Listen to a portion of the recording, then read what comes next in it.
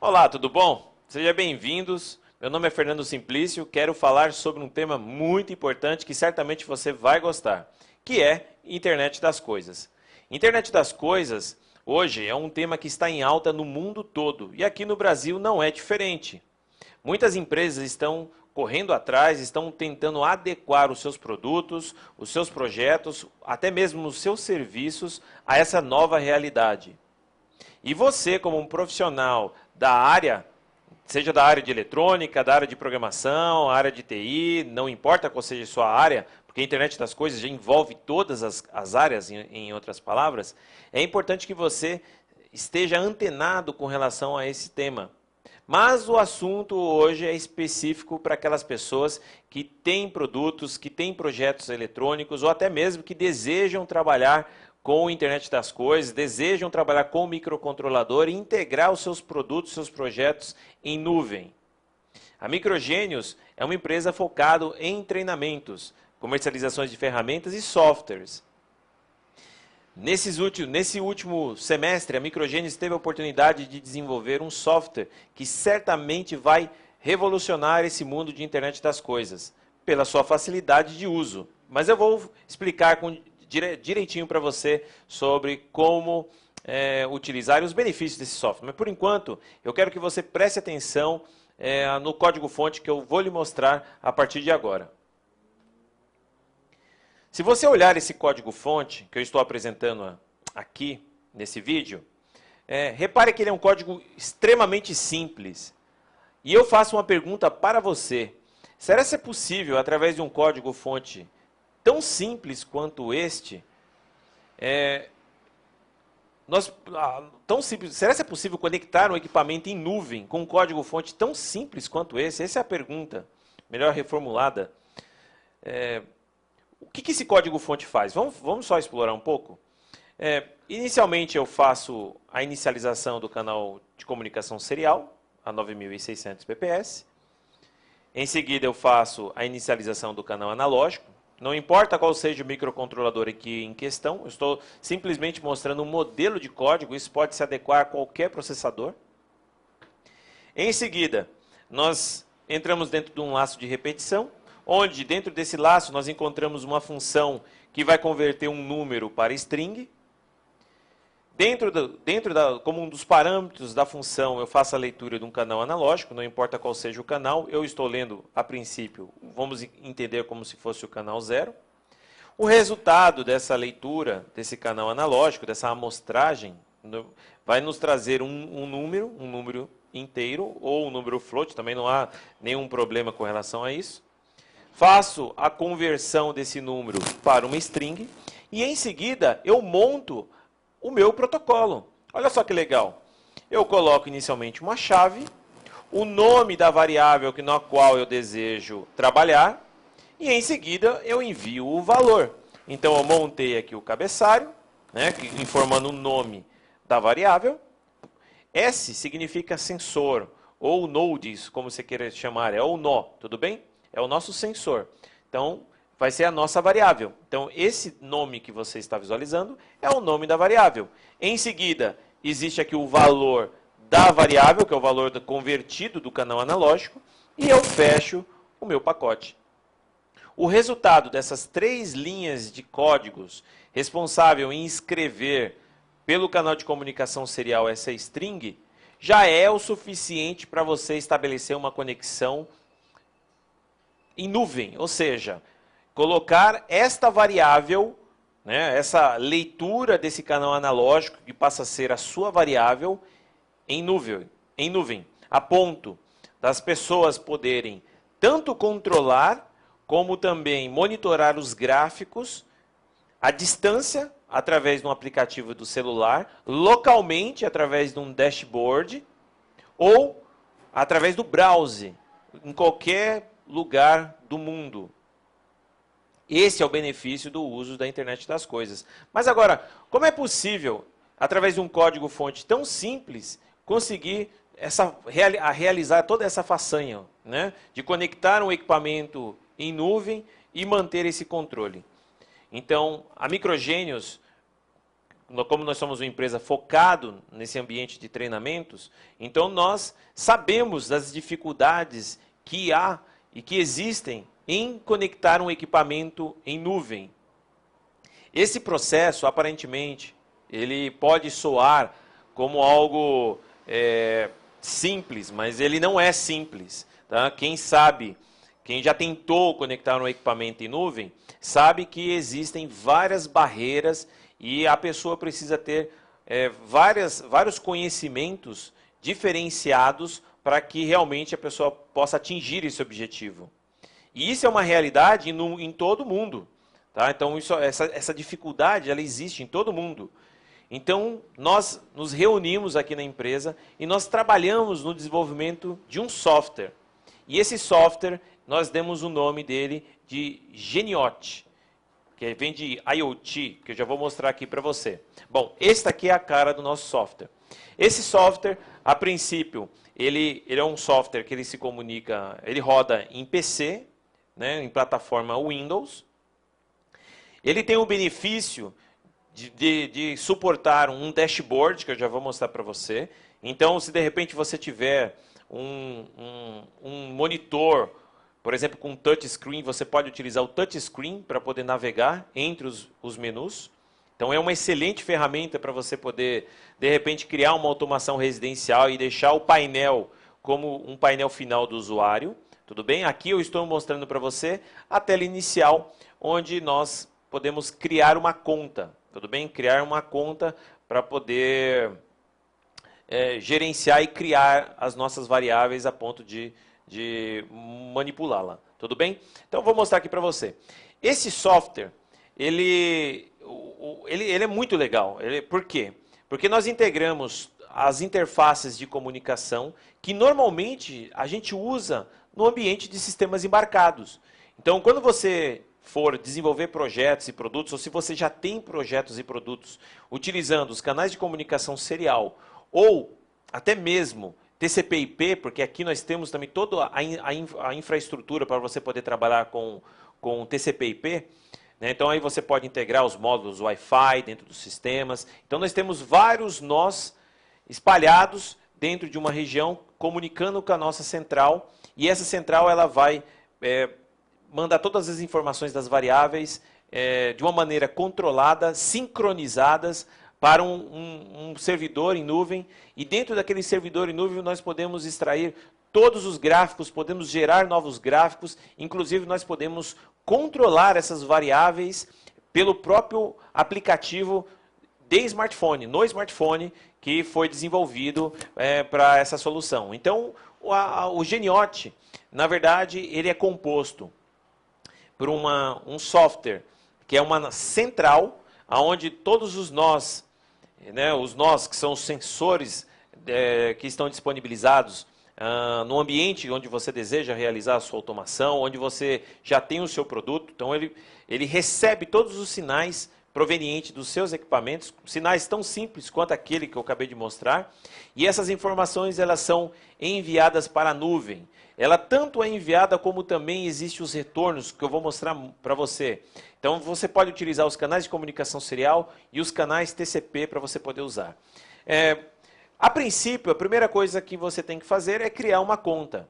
Então você vai colocar aqui o seu nome, um username, então é um nome que você vai utilizar para você depois futuramente poder se logar.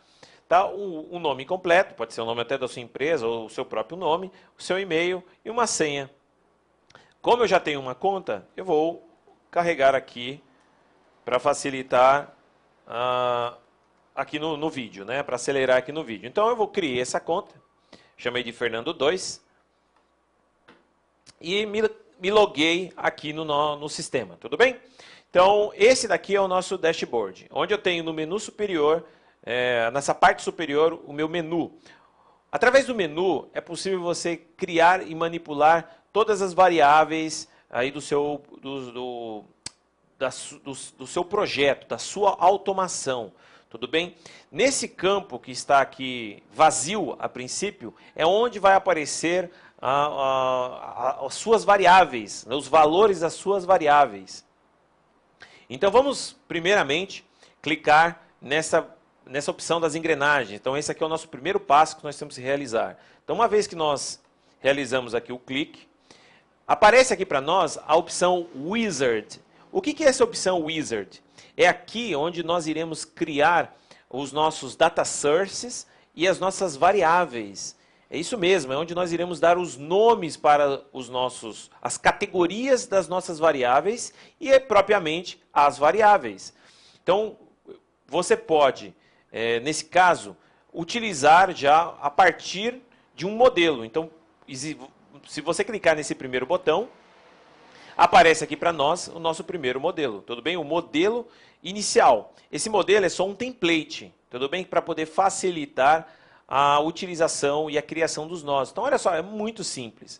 Então, vamos imaginar que aqui nós iremos realizar, por exemplo, vamos imaginar que nós queiramos fazer uma automação residencial, que muitas vezes é o tema que está em alta no momento, né? Todo mundo deseja ter equipamentos que possa, de repente, controlar o nosso dia a dia, a nossa casa, né? De repente, sei lá, um sistema que monitora as portas, janelas, sistemas que controlam os eletrodomésticos, um sistema que possa, de repente, monitorar o consumo da nossa residência, né? De repente, os gastos com relação à água, de repente, detectar vazamentos. Então, tudo isso daí faz parte do conceito de automação residencial dentro desse universo da internet das coisas, onde a gente pode pegar todos esses sensores e disponibilizá-los em nuvem. O que eu estou lhe mostrando aqui é uma solução que faz isso. Simplesmente ele faz isso por você.